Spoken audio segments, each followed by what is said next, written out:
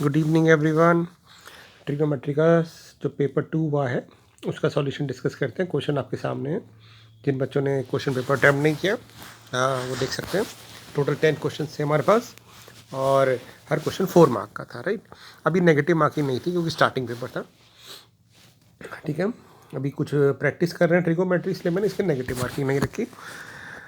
देखिए क्वेश्चन कैसे क्वेश्चन थे। जैसे मान लेते बेटा, यहाँ पे जो फर्स्ट क्वेश्चन है, यहाँ मुझे दिख रहा है कि 7 डिग्री और 21 डिग्री एंगल बार बार आ रहे हैं, यहाँ पे भी यहाँ पे भी। तो मैं क्या करता हूँ, मैंने क्या किया है इस क्वेश्चन में, 7 डिग्री को लेटेस्ट से मान लिया थीटा। तो मेरे पास जो क्वेश्चन है वो क्या बन जाएगा, cos cube theta minus cos 3 theta divided by cos theta.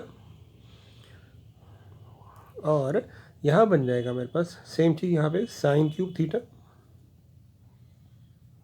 Plus sine theta 3 theta basically and divided by sine theta. अब मुझे इसको एक सॉल्व करना है, तो यहाँ पे मैं लगेंगे फॉर्मूले। तो आपको याद होना चाहिए साइन 3 थीटा का जो फॉर्मूला होता है वो होता है 3 sine theta minus 4 sine cube theta, right. तो यहाँ पे हम ये फॉर्मूला यूज़ करते हैं। तो और कॉस 3 थीटा का फॉर्मूला होता है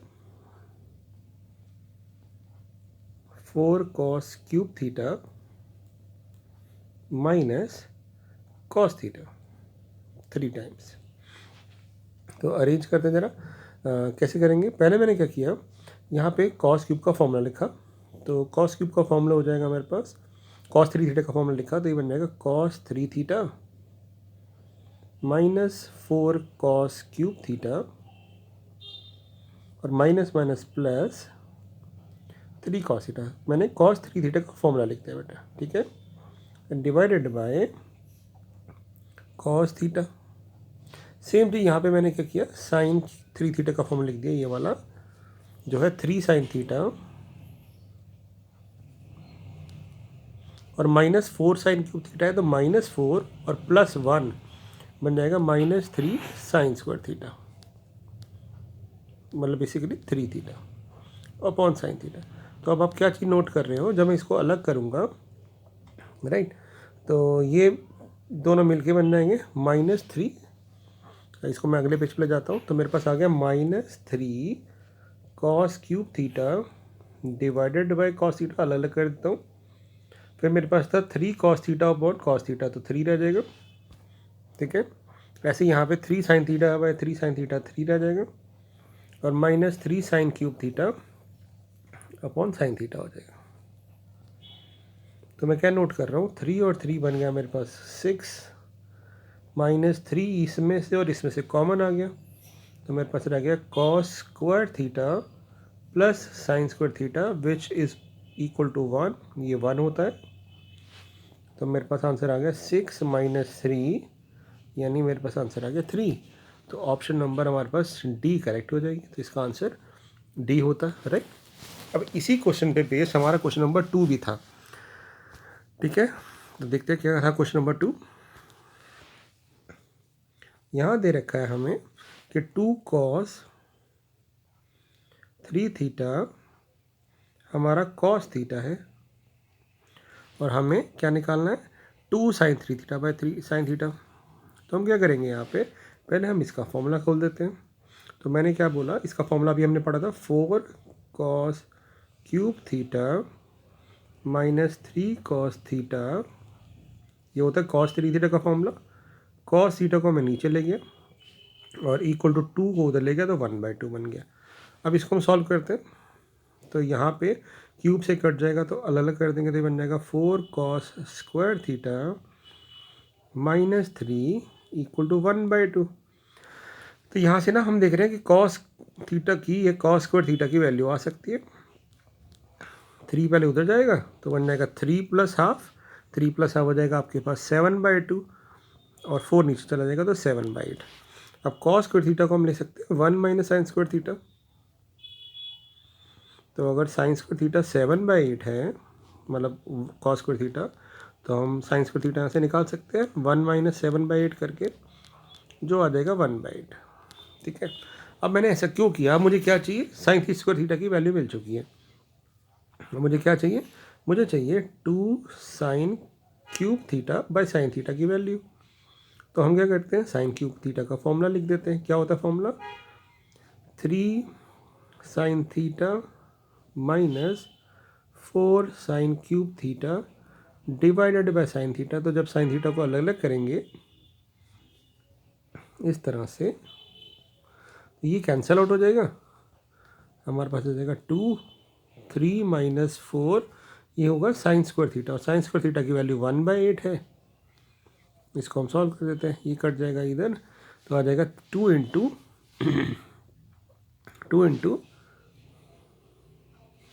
3 माइनस हाफ, और 3 माइनस हाफ हो जाएगा 3 2 तो 6 माइनस 1 5/2, 2 से 2 कट जाएगा, हमारा आंसर आ जाएगा इसका 5। तो देखिए ऑप्शन नंबर 5 है हमारे पास, यस ऑप्शन नंबर 5 हमारा सी हो जाएगा, राइट।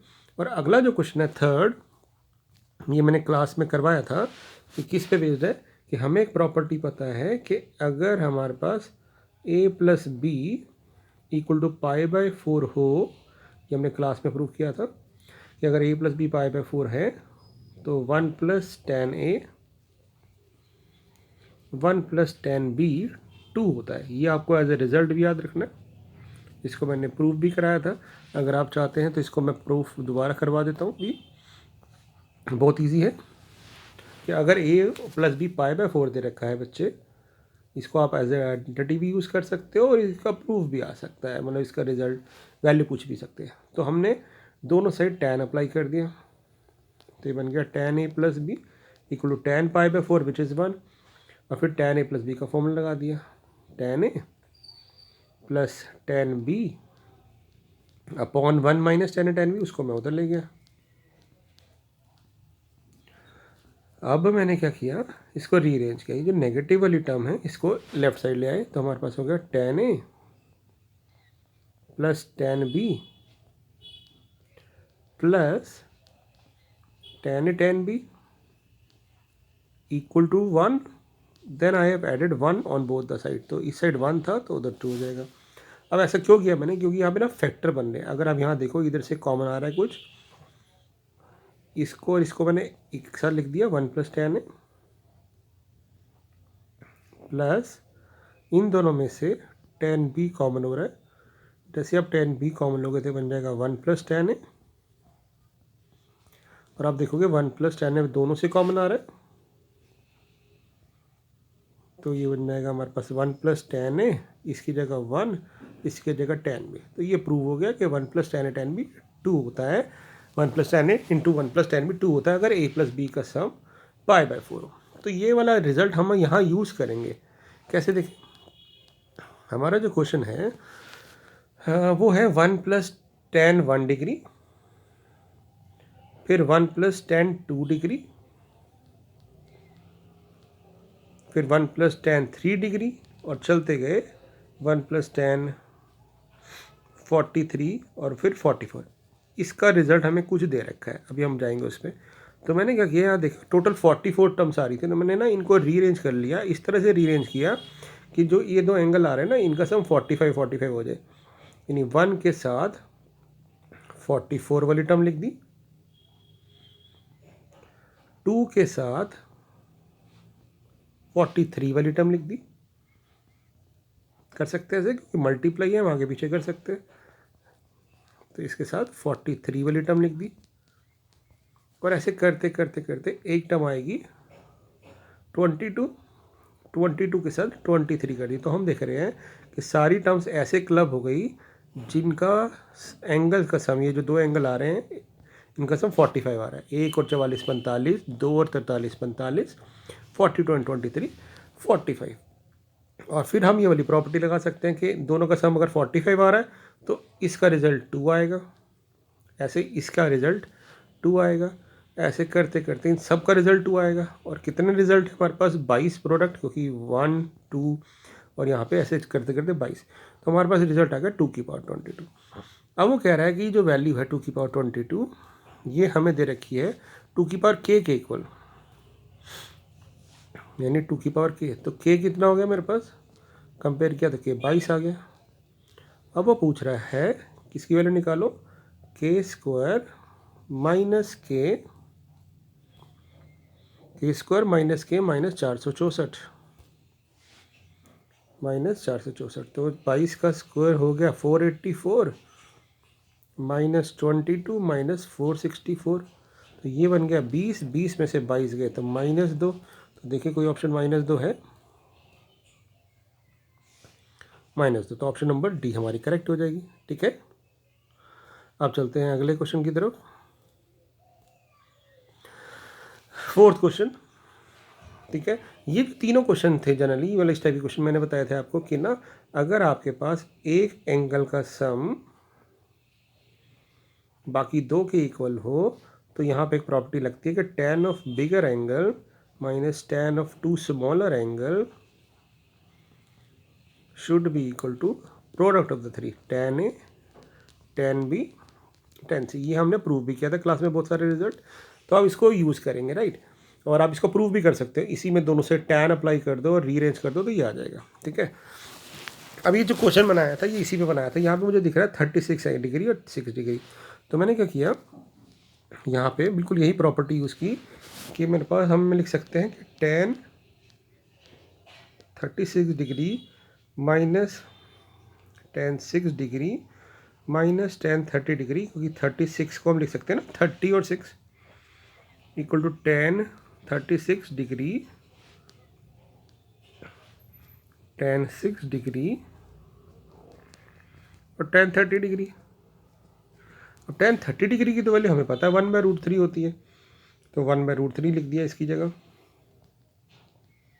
यानी tan 36 degree minus tan 6 degree minus 1/√3 equal to tan 36 degree tan 6 degree और यहाँ पे भी 1/√3। अब ना √3 से पूरी इक्वेशन को मल्टीप्लाई कर दो। ठीक है, पूरी इक्वेशन को √3 से मल्टीप्लाई कर देते हैं, तो ये मिल गया √3 tan 36 degree minus √3 tan 6 degree minus 1 equal to tan 36 degree tan 6 degree. यानी हम क्या देख रहे हैं कि जो ऊपर वाला रिजल्ट है √3, ये वाला रिजल्ट हमारे पास इसके इक्वल आ गया, यानी ऊपर वाले रिजल्ट और नीचे वाला रिजल्ट बिल्कुल सेम है। तो हम अगर इसको इधर ले आएंगे तो हम कह सकते हैं कि √3 tan 36 degree minus tan 6 degree into √3 minus 1 upon tan 36 degree और tan 6 डिग्री की वैल्यू हमारे पास 1 आ जाएगी, यानी ऑप्शन नंबर हमारी ए करेक्ट हो गई। अब यहाँ पे भी सेम लॉजिक है बेटा, 70, 50 और 20, यहाँ पे भी सेम क्वेश्चन बन रहा है, तो यानी हम यहाँ पे भी लिख सकते हैं फिफ्थ क्वेश्चन में कि क्योंकि 70 को हम 50 और 20 डिग्री लिख सकते हैं, तो ये सेम प्रॉपर्टी लग जाएगी। इसका मतलब tan of the bigger angle minus tan of the smaller angle equal to product of the three, यानी tan 70, tan 50 और tan 20 लिख सकते हैं। अब देखो न्यूमरेटर यही है। अब मेरे को क्या दिख रहा है कि 70 और 20 ना कॉम्प्लीमेंट्री एंगल है। कॉम्प्लीमेंट्री एंगल मतलब इनका सब 90 बन रहा है, तो मैं 70 डिग्री को लिख सकता हूँ tan 90 माइनस 20 और tan 90 minus theta cot theta होता है, तो मैं इसको cot 20 लिख सकता हूँ और cot 20 को मैं 1/tan 20 लिख सकता हूँ। तो मैंने क्या देखा कि tan 70 डिग्री इसको इधर ले गया इक्वल टू 1/20 था, तो tan 20 को इधर ले आया, यानी इनका रिजल्ट 1 के इक्वल आएगा। इसका मतलब इन तीन टर्म्स में से इनका प्रोडक्ट और इसका प्रोडक्ट 1 हो जाएगा, यानी हम ऊपर वाले टर्म को लिख सकते हैं tan 50 ओनली। यानी हमारा जो क्वेश्चन था tan 70, tan 50, tan 20, यानी इस पूरे को हम लिख सकते हैं tan 50 डिग्री ओनली और नीचे 2 tan 50 था, तो ये कैंसिल आउट हो गया, तो हमारे पास आंसर हो गया 1/2 और 1/2 मतलब 0.5 आंसर हो गया हमारा। ठीक है, अब 6 क्वेश्चन ना मैंने जान के दिया, ये इस पैटर्न में नहीं था कि जान के दिया कि भी अगर आपको लग रहा है पहले 2 क्वेश्चन वैसे है तो तीसरा भी वैसा होगा, यहाँ नहीं है। यहाँ पे हमारे पास 4 एंगल आ रहे हैं, ठीक है ना, और सम भी नहीं बन रहा। तो फिर हम इसको कैसे करेंगे? तो यहाँ पे हम क्या कर रहे हैं, हमारे पास जो 4 एंगल आ रहे हैं उनमें 2 का सम 90 है और 2 का सम 90 है। एक एंगल आ रहा है 9 और एक आ रहा है 81, तो हमने उनको एक कर लिया। एक आ रहा है 27 और एक आ रहा है 63, तो उनको हमने अलग कर लिया। अब हमें इसकी वैल्यू पूछिए। तो पहले मैं क्या करता हूँ, इसको कन्वर्ट कर देता हूँ कॉट में, क्योंकि इसको लिख सकता हूँ tan 90 - 9 विच इज़ cot 9। तो मैंने इसको लिख दिया tan 9 degree plus cot 9 degree minus tan 27 degree. इसको अब लिख दिया cot 27 डिग्री। लिख सकते हैं कि सम 90 है, तो इसको लिख देंगे 90 - 27 और tan 90 - थीटा cot थीटा होता है। अब इसको ना साइन कॉस में कन्वर्ट करते हैं। ये बन जाएगा sine 9 degree upon cos 9 degree cos 9 degree upon sine 9 degree. तो एलसीएम जब लेंगे बेटा तो ये बन जाएगा sine square 9 degree plus cos square 9 degree यानी विच इज़ 1, और नीचे आ जाएगा sine 9 degree cos 9 degree. Same यहाँ होगा कि हम जब इसको लिखेंगे sine by cos cos by sine, तो ऊपर आ जाएगा sine square 27 degree plus cos square 27 degree divided by sine 27 cos 27। ऊपर भी 1 हो जाएगा यहाँ पे और यहाँ पे भी। तो हमारे पास क्या रिजल्ट रह गया? अब हमारे पास रह गया 1 by sine 9 degree cos 9 degree minus 1 by sine 27 degree cos 27 degree. अब ना एक फॉर्मूला होता है 2 sine theta cos theta. 2 sine theta बहुत इंपॉर्टेंट फॉर्मूला, इसको याद कर लीजिएगा। 2 साइन थीटा कॉस थीटा, ये फॉर्मूला होता है साइन 2 थीटा का। तो ये फॉर्मूला बनाने के लिए मैंने 2 से मल्टीप्लाई डिवाइड कर दिया, इधर भी कर दिया, तो ऊपर से तो 2 कॉमन आ गया। ये बन गया 1 बाय साइन 18 डिग्री, जो कि डबल एंगल हो गया, साइन 2 थीटा। ये बन गया साइन 54 डिग्री। थोड़ा डिफिकल्ट क्वेश्चन है, लेंथी क्वेश्चन है, राइट। अब हम एलसीएम ले लेते हैं। ये बन जाएगा sine 54 degree minus sine 18 degree. वैसे अगर आपको ना साइन 18 और 54 की वैल्यू पता हो तो यहाँ पे पुट भी कर सकते हो, बट मैं बिना पुट किए ही सॉल्व करके दिखाऊंगा आपको। ये आ गया, बस एक लास्ट स्टेप हो रहा है। अब सी एंड डी फॉर्मूले में आपको sine A minus sine B का फॉर्मूला पता होगा। Sine A minus sine B का फॉर्मूला क्या होता है? फॉर्मूला होता है हमारे पास 2 कॉस ए प्लस बी, यानी कॉस और इन दोनों का सम बाय 2 कॉस। ये फॉर्मूला होता है साइन सी एंड डी का, sine C minus sine D 2 cos C plus D by 2 sine C minus D by 2। यहाँ प्लस होता है या माइनस होता है। तो जब 54 और 18 को ऐड करोगे 72 आएगा, तो 72 का हाफ हो जाएगा 36। ये बन जाएगा कॉस 36 डिग्री। यहाँ आ जाएगा इन दोनों का डिफरेंस, 54 में से 18 गया 36 बाई 2 18 आ गया। अब आप देख रहे हो नीचे साइन 18 से साइन 18 कट गया, ये बन गया 4 2 to the 4।